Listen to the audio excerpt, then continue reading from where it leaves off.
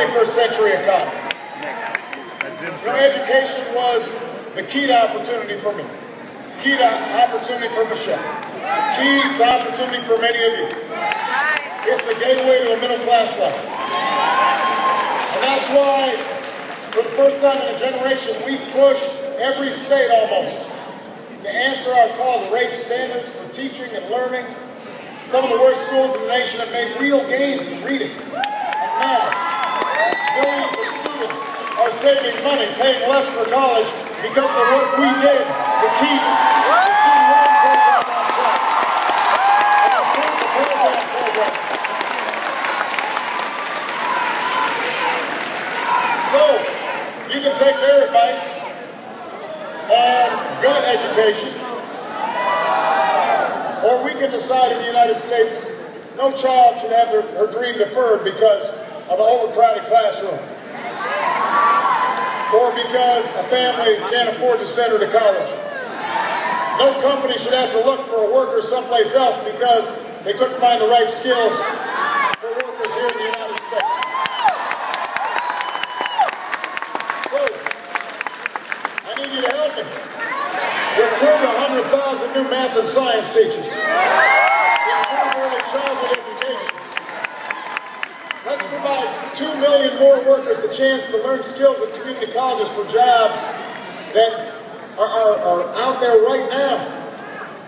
And let's work with colleges and universities to lower tuition because it is not a luxury for young people, it is a necessity. That's what I mean when I say we need to move forward.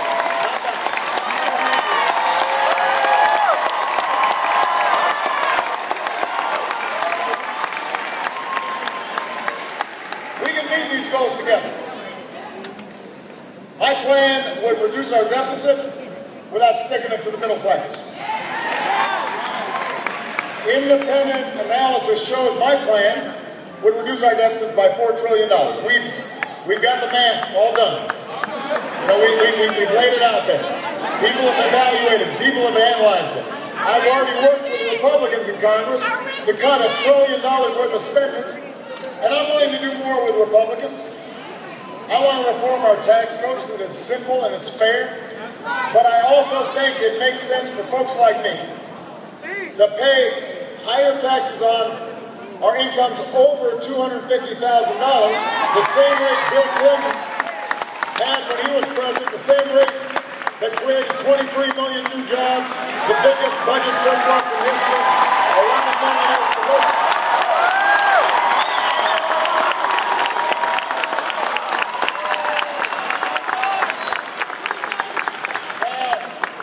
My opponent has a plan, but there's one thing missing from it. Arithmetic.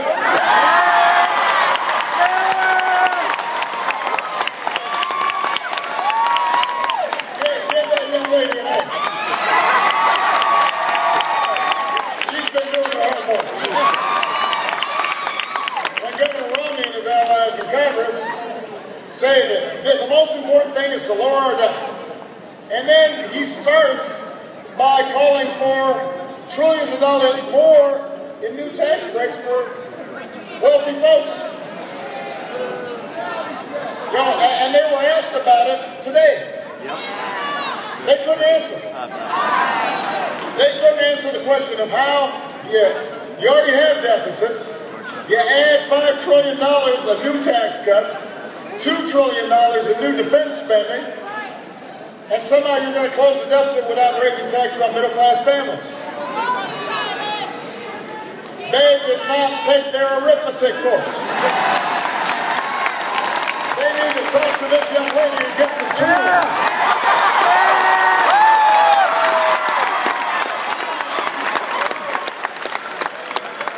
They need to stay after school.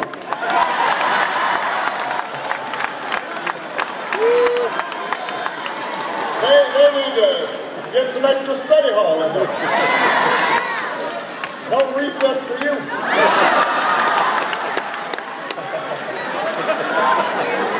Look, I refuse to go along with a plan that asks middle-class families to give up their deductions for owning a home or raising their kids just to pay for another millionaire's tax cut.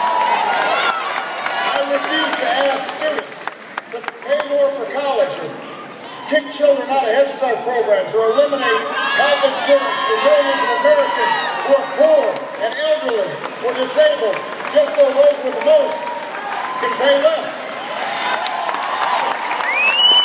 And I want you to hear me now. I will never turn Medicare into a voucher.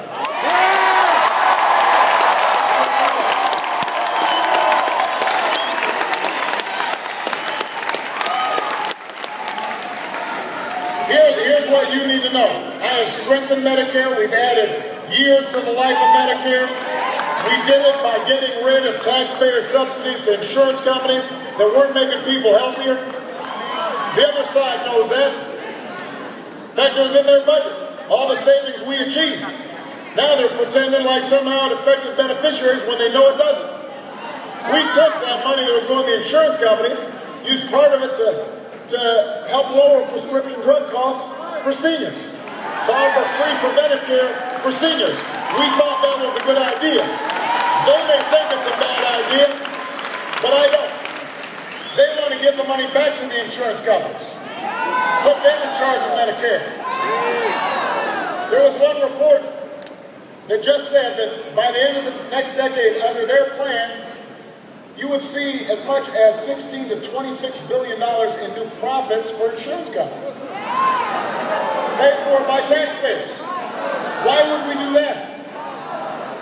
The costs of folks who are currently on Medicare could rise by thousands of dollars, so the insurance companies are making those billions of dollars in profits. That's not a good plan.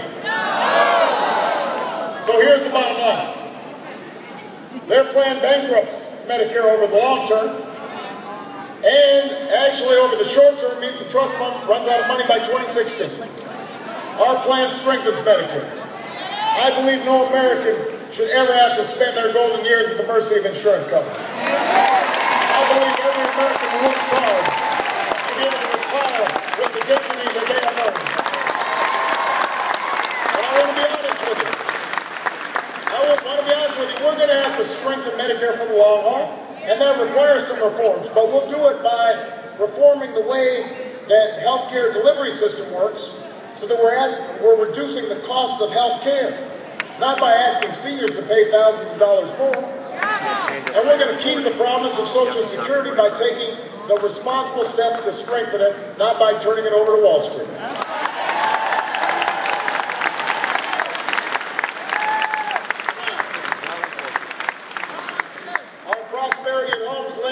To our policies abroad. And I've got a track record that you can look at. I said I'd end the war in Iraq, I did. I said we begin bringing troops home from Afghanistan, and we are.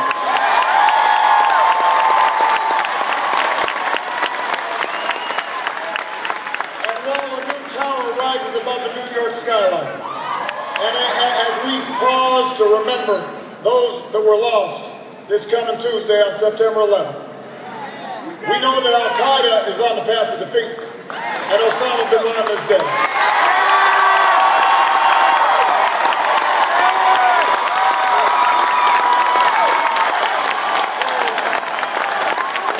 So we've got a track record that you can look at. And as long as I'm Commander-in-Chief, we will sustain the strongest military the world has ever known. Our troops, when they take off those uniforms, we will serve them as well as they served us, because they should have to fight for their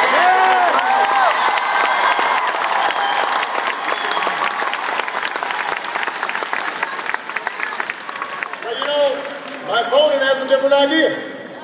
He said the way we ended the war in Iraq was tragic. Doesn't have a plan to end the war in Afghanistan. Well, you know what? You know, if you don't even mention Afghanistan, that's a problem when you accept the nomination. So I'm assuming he doesn't have a plan.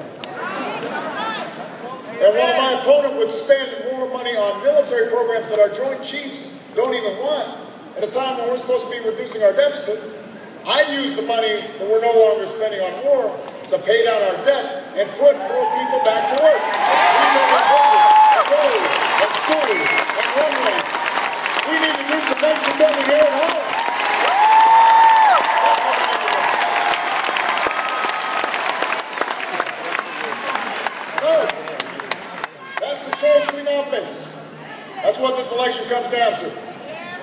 The other side says bigger tax cuts and fewer regulations is the only way.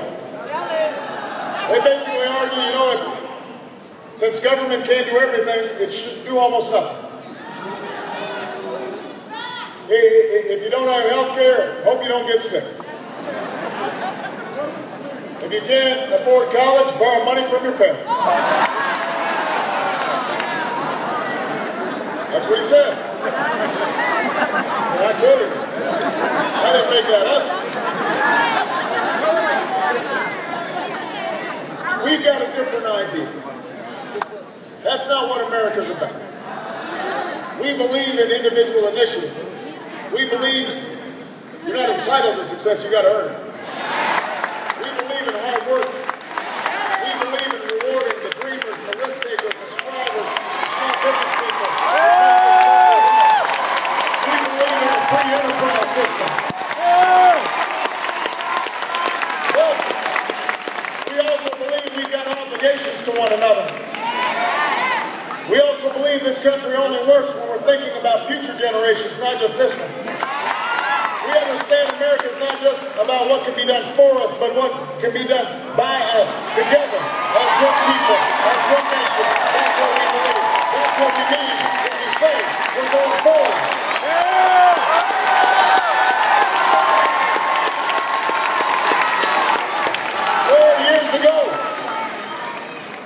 4 years ago, yeah, really.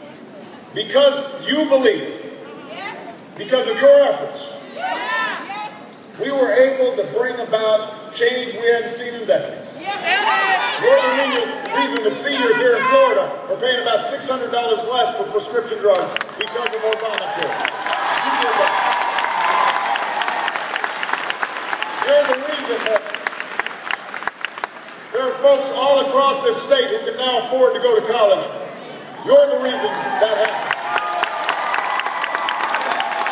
You're the reason that all across the state, people who were in danger of losing their homes were able to keep staying in their homes. That's because of you. You made that possible. You're the reason that a young immigrant who grew up here and went to school here and pledges allegiance to our flag will no longer be deported from the country.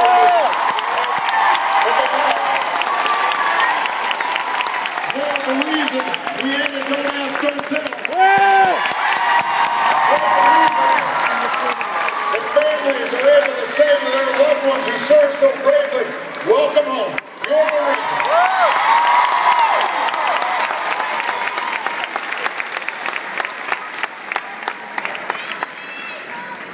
But we've got a long way to go. Tell it. And you know, sometimes on a journey you get tired. And there will be voices that whisper in your head to be cynical, to think you can't make it. And you've got to turn that away. You can't buy into that cynicism. The notion that the change isn't possible, because if you don't believe it, it won't happen. If you give up, then the other voices will fill the vacuum. The lobbyists, the special interests, the folks who are writing the $10 million checks to run all those negative ads, the folks who are trying to make it harder for you to vote, Washington politicians who want to decide who can get married and control choices that women should be making about their own health care.